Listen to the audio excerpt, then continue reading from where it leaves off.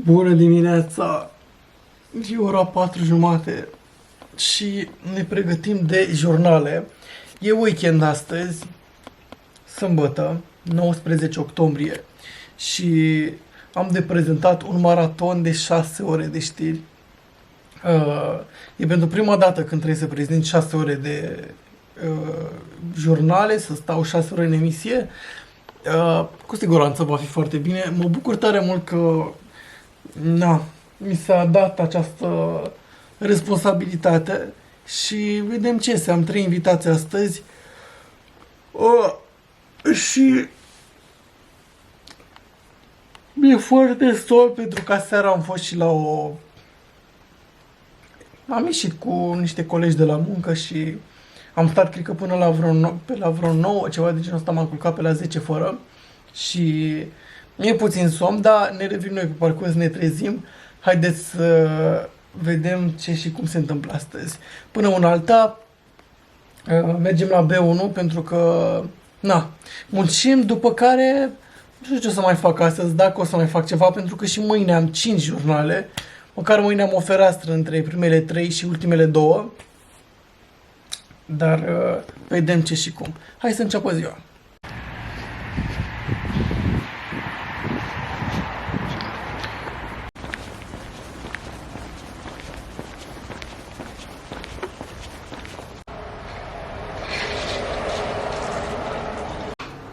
Gata, am ajuns.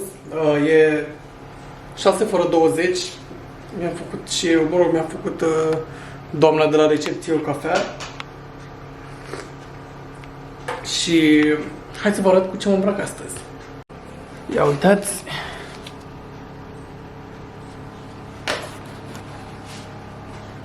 Îmi place mult nuanța asta, e mai degrabă un vișiniu decât un roșu. Arată foarte, foarte bine. Și e numai bine că m-am asortat perfect cu pantalonii pe care i-am.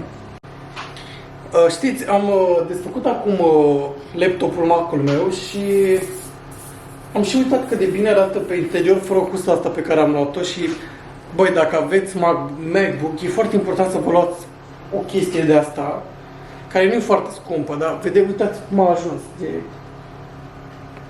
foarte zgâriată, foarte, foarte zgâriată, dar laptopul e intact. Hai că vă arăt.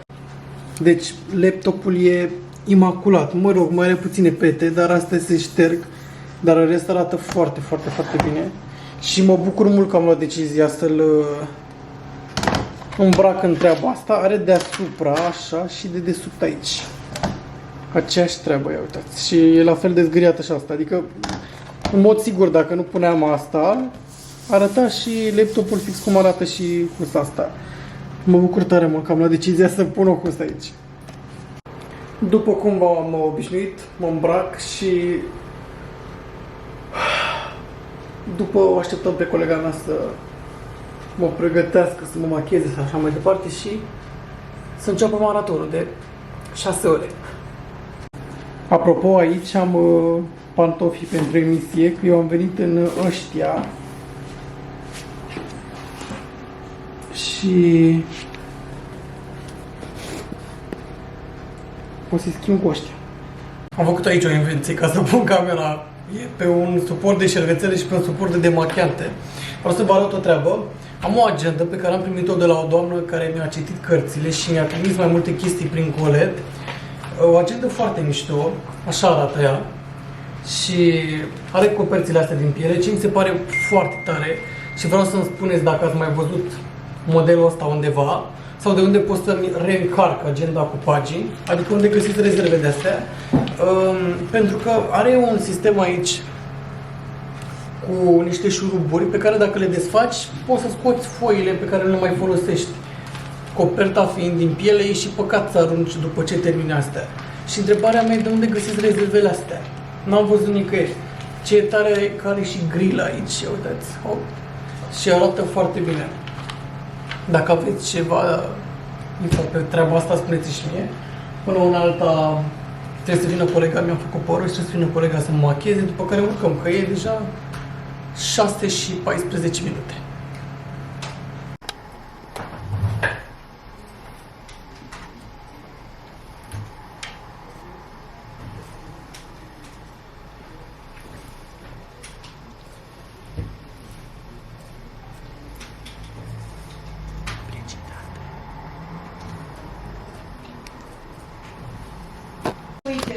preaviz.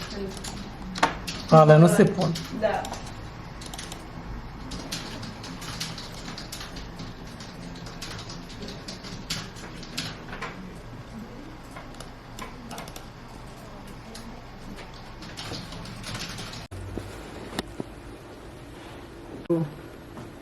Pur pentru YouTube.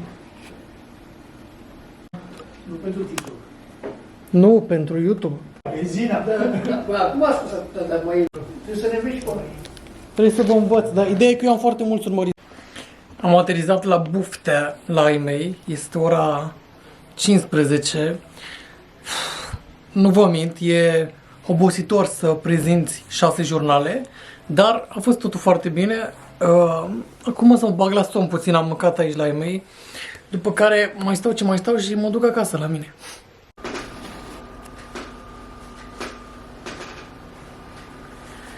Să-l iau, să nu-l iau. Ia zi, tu ce faci aici, Neața? Neața, Corneluș. Eu aici la server pregătesc materiale să le dau pe post în timp ce după ce termin tu de citit din prompter. L-ați văzut pe live și v-am explicat și pe live pe TikTok ce face el. Practic, după ce eu citesc capul video, intră acest coleg în rol și bagă efectiv materialul media pe care îl vedeți pe TV.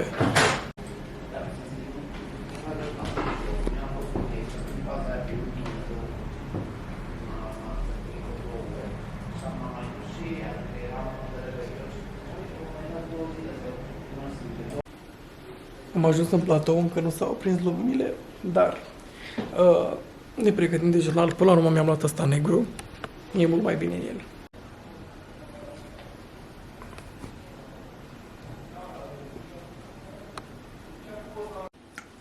Tu ce faci? Sunt deja.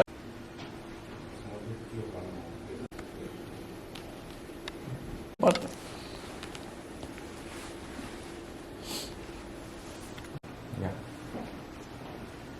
Da. Și cum faci? Gata? E pe filmare? Am fost la cafea. Și am băut o cafea bună. Și nu ziceai de aici nu voie? Nu, am vrut să-i zic pe TikTok, dar nu s-a uitat. Gata. Nu prea rezum Hai, așa gata, să intră tu, vadă. mă, dacă vrei. Dar închide asta, Cornel.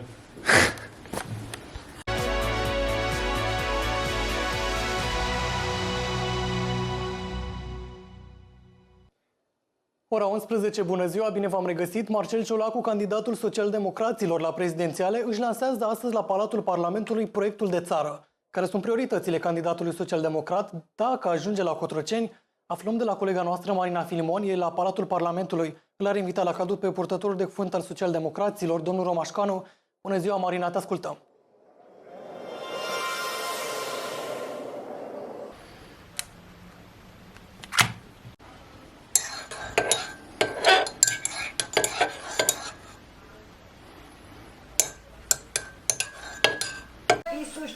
Cine? Că ministrul energiei Sebastian Burduja s-a dus la DICOT cu toate aceste organizații care blochează tot. O să mă apuc și o să fac caia așa. Pac. Dubla 5. Pac. Dubla 6. Pac. E groaznică răceala. Pac. Vă mor de...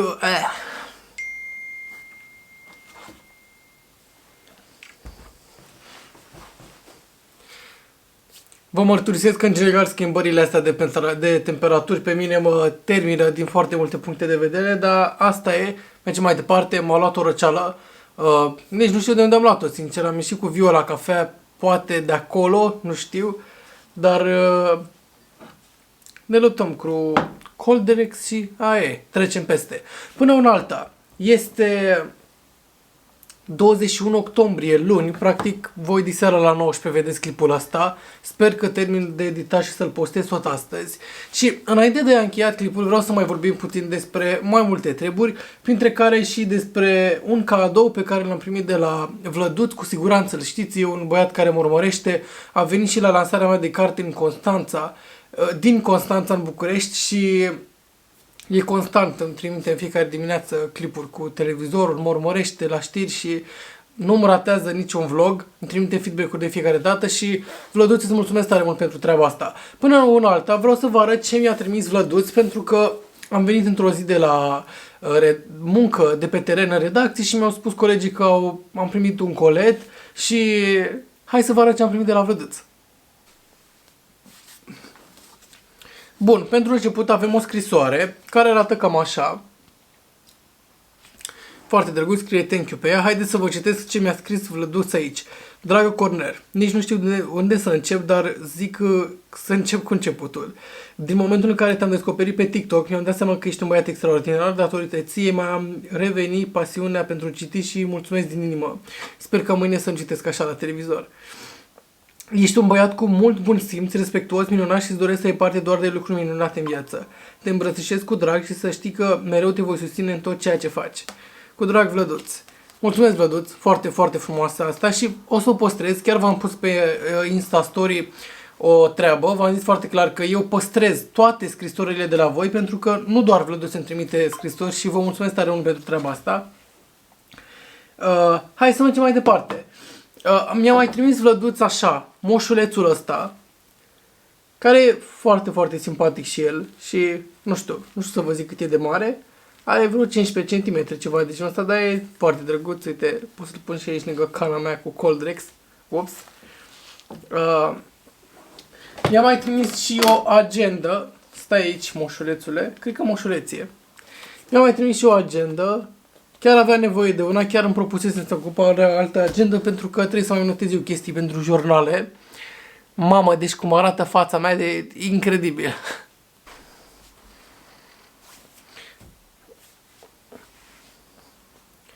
Bun, mai departe, mi-a mai trimis o brățară de la Trendhim. Brățara vine, uite așa, în treaba asta. Foarte frumoasă prezentarea, e o husă din catifea, pare. Se desface așa și asta e cutia propriu-zisă. Și când deschizi cutia, vezi așa ceva. O deschizi de aici, hop, și brățara. Hai că vă arăt.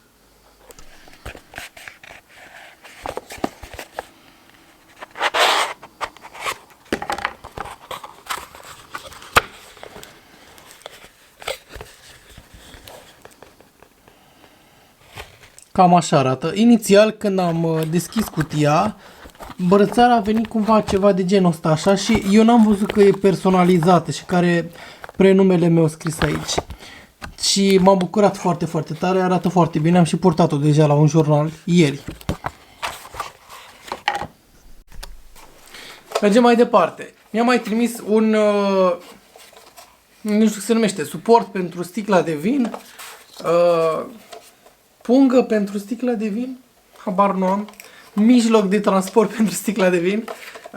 Arată cam așa, scrie la mulți ani pe treaba asta. Ce îmi place foarte, foarte tare la suportul ăsta e că are detaliile astea aici. Uitați cât de frumoase sunt detaliile astea. Și aici și în partea asta. Așa arată. Și încă o treabă foarte interesantă. Dacă scoți asta de aici, hop, e practic un suport de sticlă.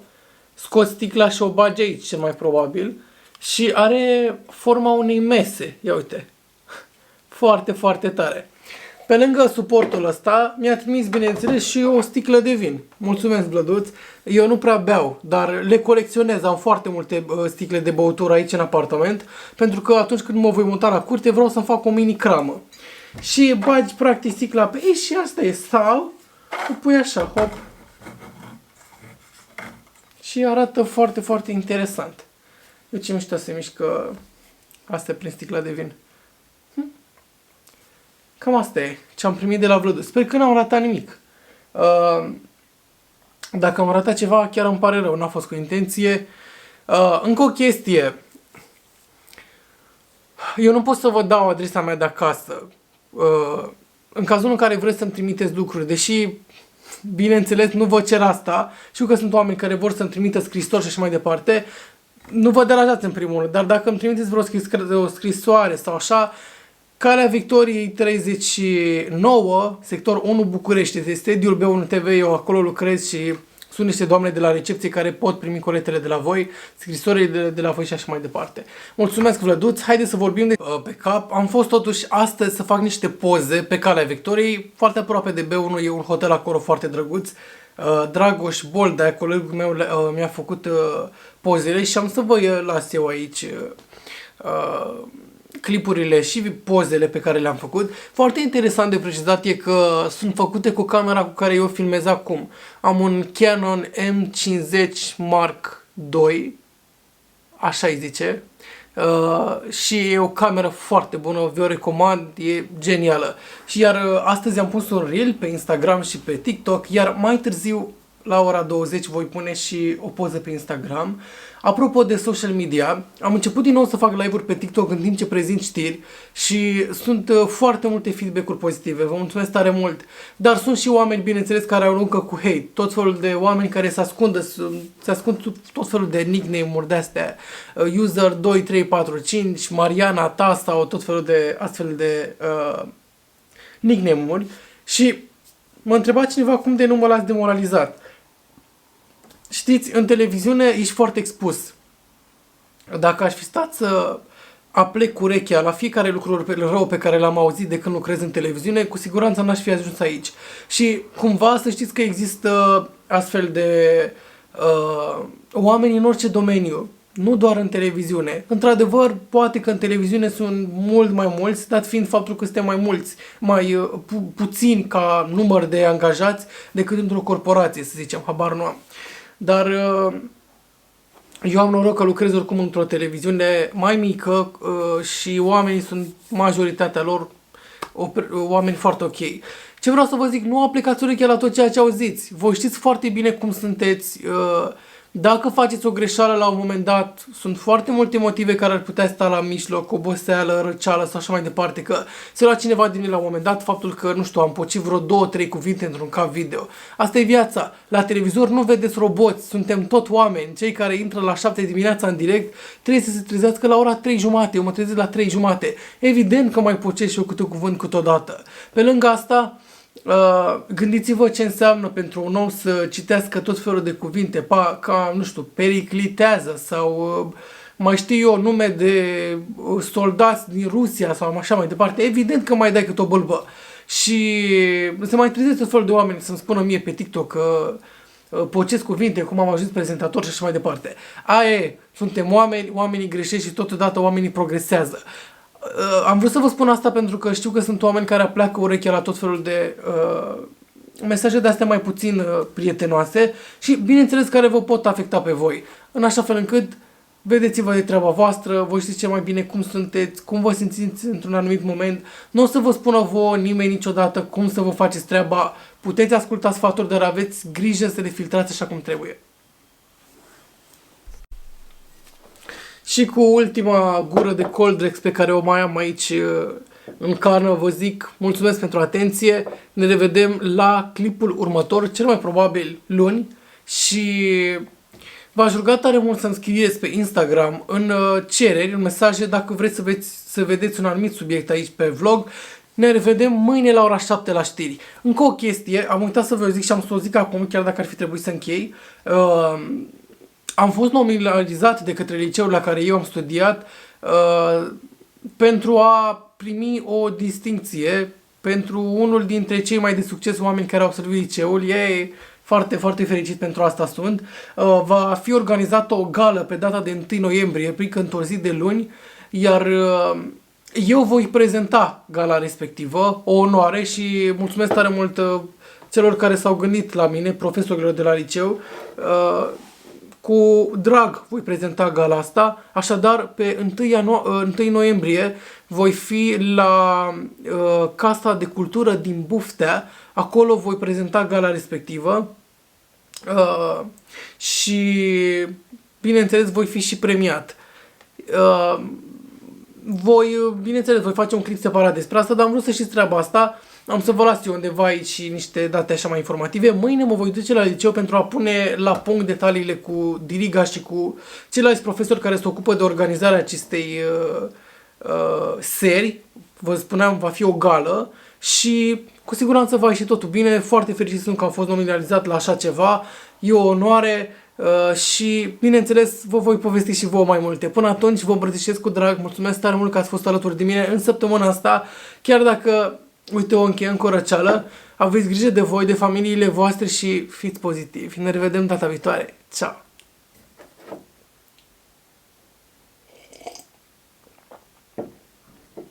De fapt, ar trebui să fac așa. Am.